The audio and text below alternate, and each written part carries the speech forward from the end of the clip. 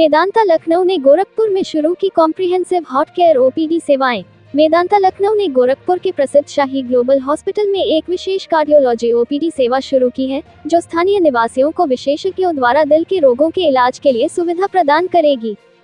ये OPD doctor R K. Saran, Medanta Lucknow के cardiology निदेशक और पूर्व प्रोफेसर लारी कार्डियोलॉजी केजीएमयू तथा उनकी टीम द्वारा संचालित की जाएंगी।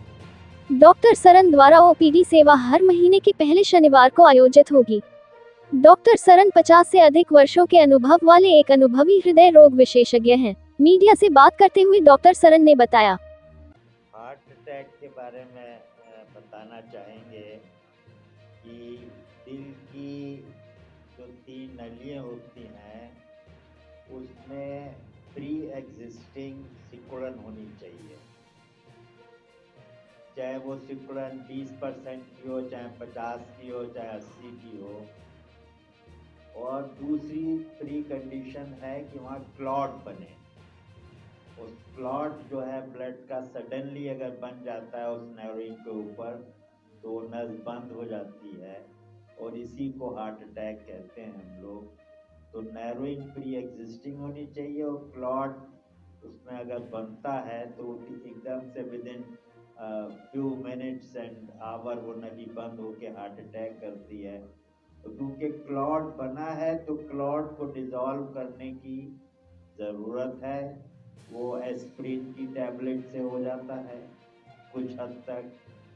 उसको क्लॉट को डिसॉल्व करने की ड्रग हर जगह हर डिस्ट्रिक्ट में अवेलेबल है। स्ट्रेप्टोकाइनेस टेनेक्टिप्लेस का इंजेक्शन, तो क्लॉट इन 2 चीज़ों से हट जाता है और फिर हमें एक टाइम मिल जाता है कि आगे चल के हम उसकी एंजियोग्राफी करके जो नर्विंग बची है उसमें स्टेंट डाल दें। तो पहले 12 आवर्स जो हैं वो क्रिटिकल है। अगर क्लॉट नली में बना और वो फिर 12 घंटे के अंदर क्लॉट हमने नहीं हटाया तो वो एरिया पूरा डैमेज होने के चांस हो जाते हैं। फिर results of clot dissolving drugs, result of angioplasty इतने अच्छे नहीं रहते हैं। तो हमें पब्लिक को ये बताना है कि हार्ट अटैक को वो खुद पहचाने। कोई भी चीज़ चेस्ट में या डिस्कम्फर्ट, प्रेशर, बर्निंग, तकलीफ हो रही है, साथ में हो सकता है पसीना आए, साथ में हो सकता है सांस भी फूले, हो सकता है दर्द वो जबड़े में जाए, दोनों कंधों में जाए। अगर ये पहली बार हो रहा है और आधे घंटे से ज़्यादा हो रहा है तो हमको ज़रूर मानना चाहिए कि हार्ट से हो सकता है। एक ईसीजी कराइए। अगर हार्ट अटैक उसमें एसटी एलिवेशन है तो हमारे पास 12 घंटे का समय है जिसमें या तो हम ऐसी जगह पहुंच जाएं जहां पर कि एंजियोप्लास्टी करके हमारा स्टेंट पड़ जाए, और हम फौरन नहीं जा सकते तो हम क्लॉट डिसॉल्विंग दवाई अपने डिस्ट्रिक्ट में अपने नर्सिंग होम में लगा के फिर ऐसी जगह पहुंच जाए जहां पर कि एंजियोप्लास्टी हो सकती है। फिर हमारे पास टाइम आ जाता है।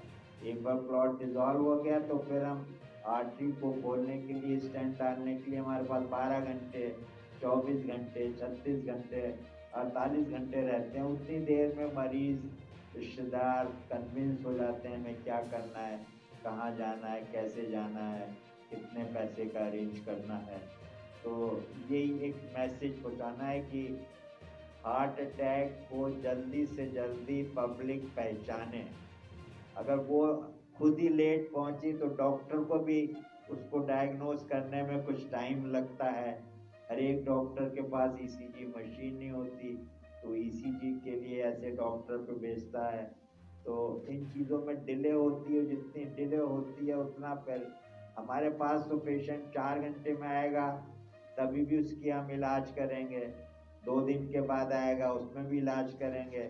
हमारी एक्सपर्टीज़ वही है, हमारा हॉस्पिटल वही है, लेकिन जो पेशेंट जल्दी आ रहा है उसको लॉन्ग टर्म बेनिफिट्स कहीं ज़्यादा दे देंगे as compare to patient late आ रहा है हमारे पास। उसको बेहतर तो कर ही देंगे हम, लेकिन उतना बेहतर नहीं कर पाएंगे जितना कि मरीज चाहेगा। क्योंकि एक खेत को पानी दिया जा रहा है एक नाली के थ्रू, वो नाली ब्लॉक हो गई, वो खेत सूख गया, तो फिर आप फसल को कितना भी पानी देते रहिए, फिर उसमें कुछ ना कुछ तो फर्क पड़ेगा, लेकिन वो पूरा खेत रिवाइव हो जाए वो पॉसिबल नहीं होता है।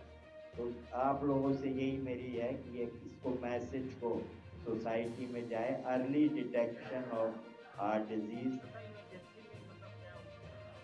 इमरजेंसी में जैसे एक पता लग गया आपको कि मेरे को चेस्ट पेन हो रहा है, तो एस्प्रिन की टैबलेट जो है वो बहुत ज़रूरी है, लेकिन इकोस्प्रिन नहीं, एस्प्रिन डिस्प्रिन के नाम से आती हैं, जो 325 मिलीग्राम की होती है। उसको खाना नहीं है, च्यू करना है, ताकि मुंह से ही वो अब्जॉर्ब हो जाए, और वो सब वो प्लेटलेट को डिसॉल्व करने लगती जैसी पहुंचे। तो अगर वो 100% है, वो 2% भी उसने नस को खोल दिया तो कम से कम ब्लड तो कुछ जा रहा है, 5% भी खोल दिया उसने, कुछ ब्लड जाना तो शुरू हो गया। तब तक वो डॉक्टर के पास जाएगा, डॉक्टर डायग्नोस करेगा, उसको क्लॉट को फिर डिसॉल्व करने की वो दवाई दे सकता है। मैं तो यही कहूँगा भाई, सब पेशेंट को यहाँ पर है पहले वो दवाई दी जाए। यहाँ भी प्राइमरी एंजियोप्लास्टी भी यहाँ पर लोग कर रहे हैं, नहीं हो पा रही है अगर, तो वो क्लॉट को डिसॉल्व करें, फिर आपके पास टाइम है उसको वो करिए। जी जी, वो ज़रूरी है, वहाँ भी है। ये चीज़ देखिए हर जिले में होनी चाहिए। अब बस्ती से कैसे पहुँचेगा, तो बस्ती नहीं तो फैजाबाद में, गोरखपुर में, हर हॉस्पिटल में, प्राइवेट और गवर्नमेंट, इतना ज़्यादा वर्कलोड है, इतने ज़्यादा मरीज हैं, हम लोग के पास वो मरीज पहुँच ही नहीं रहे हैं।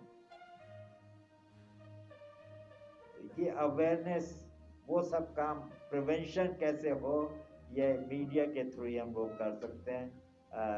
एक बार बीमार हो गया तो हम जो बेस्ट कर सकते हैं वो करने की कोशिश कर रहे हैं, एक टीम अप्रोच के साथ। सस्ता तो नहीं कह सकते, लेकिन अफोर्डेबल डेफिनेटली कह सकते हैं, हमारे यहाँ है।